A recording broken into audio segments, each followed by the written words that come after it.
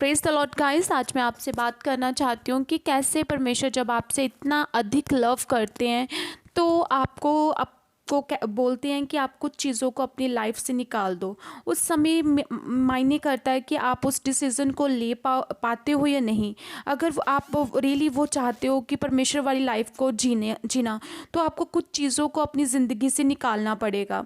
जैसे आप सोचोगे कि कौन सी चीज़ें परमेश्वर को मेरे भीतर नहीं अच्छी लगती, वो आपको होली स्पिरिट ही बताएगा, क्योंकि परमेश्वर का आत्मा हमारे भीतर में अगुवाई करता है, हमें बताता है कौन सी चीज़ अच्छी है।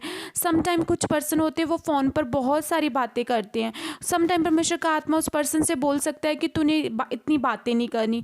किसी बच्चे को बहुत ज़्यादा वीडियो गेम खेलनी अच्छी लगती है और परमेश्वर का आत्मा उससे कह सकता है कि तूने वीडियो गेम इतना नहीं खेलना। क्यों? क्योंकि परमेश्वर चाहता है वही समय तू मेरे साथ स्पेंड करे, वही समय तो अच्छे कामों में स्पेंड करे, है ना। किसी पर्सन के लिए वीडियो गेम खेलना नॉर्मल हो सकता है, पर कोई पर्सन ऐसे होते हैं जो हैप्चुअर हो चुके होते हैं, वो ये काम करने के बगैर रह नहीं सकते। तो ऐसी चीज़ों को परमेश्वर आपकी ज़िंदगी से अवॉइड करते हैं। समटाइम कुछ पर्सन को परमेश्वर कहते हैं कि आपने उसके साथ बात नहीं करनी, क्योंकि जब तो उससे बात करता है तो बोरिंग होती है, तो नेगेटिव वो सोचना शुरू करती है, तो इसीलिए उससे बात नहीं करनी, ठीक है। तो ऐसे परमेश्वर का आत्मा हमें गाइड करता है।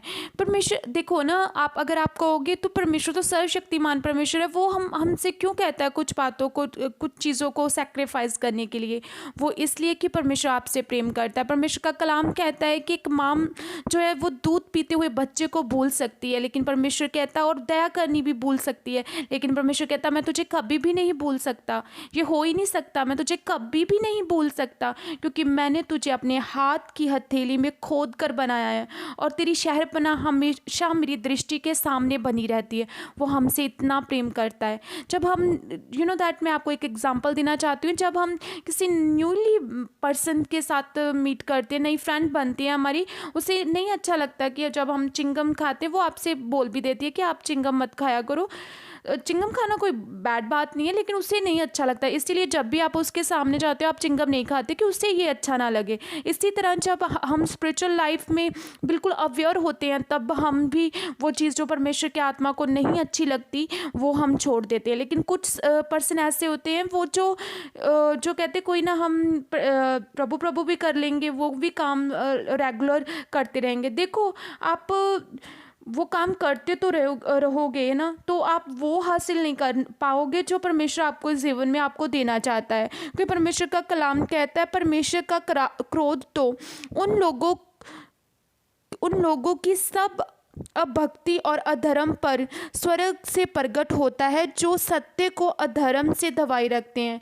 जो वो जान भी लेते हैं कि ये बात सही नहीं है, फिर भी अधर्म से उसे दबाए रखते हैं। परमेश्वर का फिर क्रोध जो होता है वो स्वर्ग से उन पर प्रकट होता है। नेक्स्ट परमेश्वर अपने कलाम में रोमियो में बोलता है, जब उन्होंने परमेश्वर को ना पहचानना ना चाहा, जब परमेश्वर ने चाहा कि ये मुझे अच्छी चीज़ नहीं लगती, पर फिर भी उन्होंने नहीं पहचानना चाहा, तो परमेश्वर क्या करता है, उन्हें अन्य जातियों के लोगों के मन के अनुसार, उनके मन के अनुसार वो जैसे चलते हैं, उन्हें उन्हीं की रीति पर उन्हें छोड़ देता है।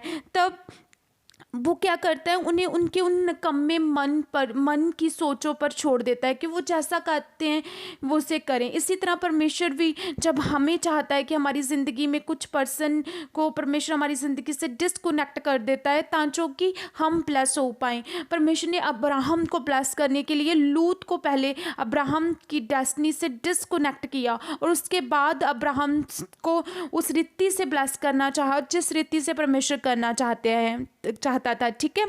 इसी तरह परमेश्वर का कलाम बताता है कि जब आप कभी भी, अब जब परमेश्वर को जान लेते हो तो कभी भी अन्य जातियों की जैसी चाल मत चलो, उससे अपना मन फिराव कर लो। और जैसे परमेश्वर का कलाम कहता है कि उनकी अधूरी बुद्धि, क्यों नहीं वो परमेश्वर के उस प्रेम को, उस चीज़ को छोड़ पाते, क्योंकि उनके मन में अज्ञान होता है, उनके मन जो कठोर हो चुके होते हैं, उनके अंधेरी बुद्धि होती है। इसी के कारण वो परमेश्वर के जीवन से अलग हो जाते हैं। अगर आप परमेश्वर के जीवन से अलग नहीं होना चाहते तो जो चीज़ यहोवा पिता आपको छोड़ने के लिए बोलता है आप उसे श्योरली छोड़ो, क्योंकि दैट सम टाइम परमेश्वर आपकी परख भी करता है। सम टाइम परमेश्वर आपको कुछ चीज़ें ऐसी होती है रियली छोड़ने के लिए कहता है। सम टाइम आप परमेश्वर आपका टेस्ट करता है, टेस्ट करता है कि आप टेस्ट में फुलफिल होते हैं कि नहीं।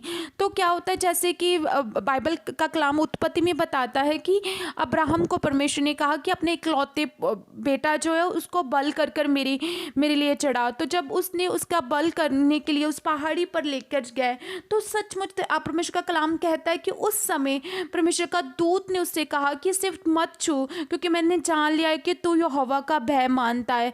फिर उस सेकंड टाइम दूत ने फिर उससे कहा कि परमेश्वर, तो सचमुच तूने अपने इकलौते बेटे को भी रख नहीं छोड़ा, तो मैं निश्चय तुझे आशीष दूंगा।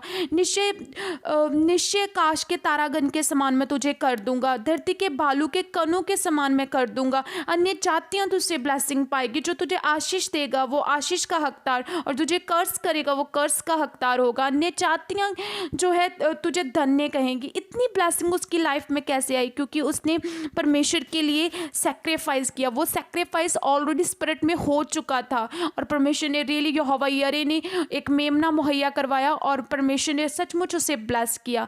इसीलिए जब परमेश्वर आपसे कुछ सैक्रिफाइस मांगे तो आप रेडी रहो उसे देने के लिए, क्योंकि परमेश्वर चाहता है आपको ब्लेस करना। परमेश्वर चाहता है आपकी ज़िंदगी को एक नई दिशा देना। आज मैं प्रार्थना करती हूँ इन जीसस नेम, खुदावन, जैसे यहोवा के तेरे दूत ने कहा कि हमने जान लिया है कि तू यहोवा का भय मानता है। खुदावन पिता परमेश्वर, अब जब ये अपनी लाइफ के उन चीज़ों को छोड़े और पिता परमेश्वर तेरी ओर फिरे खुदावन, और पिता तू जान लेगा कि ये तुझसे प्रेम करते और तेरा भय मानते, और आप उन्हें निश्चय आशीष देना। अब्बा सच में पिता परमेश्वर अन्य जातियाँ इन्हें धन्य कहे, यीशु मसीह के सामर्थी नाम में, आमीन।